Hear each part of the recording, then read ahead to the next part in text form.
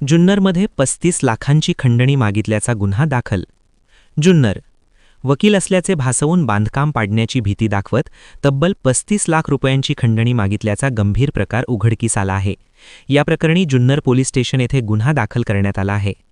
याबाबत लुकेश भीमसिंग खोत, वय 50, व्यवसाय डॉक्टर, राहा परदेशपुरा, जुन्नर यांनी फिर्याद दिली आहे.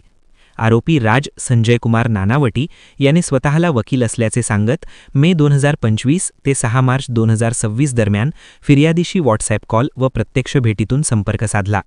फिर्यादीच्या 12 येथील घटक्रमांक 12/1 मधील बांधकाम अवैध असल्याचे सांगून ते पाडून टाकण्याची धमकी देत आरोपीने वारंवार पैशांची मागणी केली.